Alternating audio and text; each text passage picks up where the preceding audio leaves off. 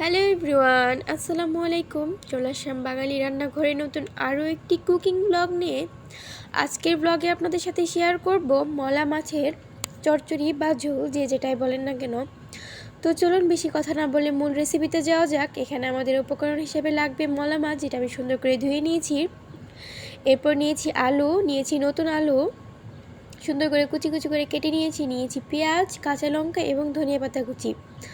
তো চচ্চড়িটা যেহেতু আমি হাতে মেখে করব, এর জন্য যে কড়াইতে রান্না করব ওই কড়াইতে প্রথমে নিয়ে নিলাম আলু কুচি, এরপর দিয়ে দিলাম মলা মাছ, এরপর দিয়ে দিলাম পেঁয়াজ, কাঁচা লঙ্কা এবং ধনিয়া পাতা কুচি।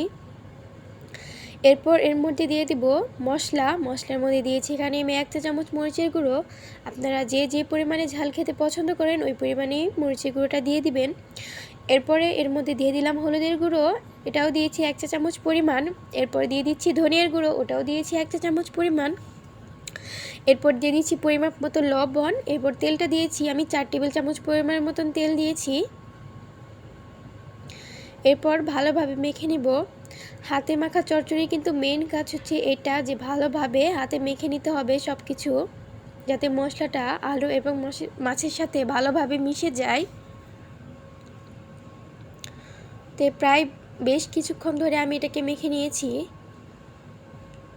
আমার মাখানোটা হয়ে গেছে। এই পর্যায়ে আমি এর মধ্যে পরিমাপ মতো পানি দিয়ে দিব। তো মাখানোর সময় এত সুন্দর একটা স্মেল আসছিল, তো এখানে আমি পরিমাপ মতো পানি দিয়ে দিয়েছি। তো এই পর্যায়ে আমি গ্যাসটা অন করে দিয়েছি। এই পর্যায়ে গ্যাসের ফ্লেমটা থাকবে একদম হাই ফ্লেমে। এরপর সুন্দর করে একটি ঢাকনা দিয়ে এটাকে রান্না করে নেব। তো এখানে প্রায় আমি 10 মিনিটের মতন একদম হাই ফ্লেমে জাল করে নিয়েছি এবং এ পর্যন্ত আমি ঢাকনাটা একবারও খুলিনি। 10 মিনিট পর ঢাকনাটা খুলে একটু নেড়ে চেড়ে দিচ্ছি। তো এই পর্যায়ে আমার আলু এবং মাছ দুটোই সিদ্ধ হয়ে গেছে খুবই ভালোভাবে। তো যারা আমার চ্যানেলটিতে নতুন এসেছেন এবং আমার ভিডিওটি নতুন দেখছেন, তারা অবশ্যই আমার চ্যানেলটিকে সাবস্ক্রাইব করে এবং ভিডিওটিতে একটি লাইক করে অবশ্যই আমার পাশে থাকবেন। আর কে কে এভাবে মলা মাছের চচ্চড়ি করে খান অবশ্যই আমাকে কমেন্ট করে জানাবেন। তো নামানোর লাস্ট কিছুক্ষণ আগে 1-2 মিনিট আগে আমি ধনিয়া পাতাটা দিয়ে আরও বেশ কিছুক্ষণ বলতে 1-2 মিনিটের মতন আমি জাল করে নিয়েছি। তো এই পর্যায়ে আমার হয়ে গেছে। এবার আমি গ্যাসটাকে অফ করে সুন্দর করে নামিয়ে নিব।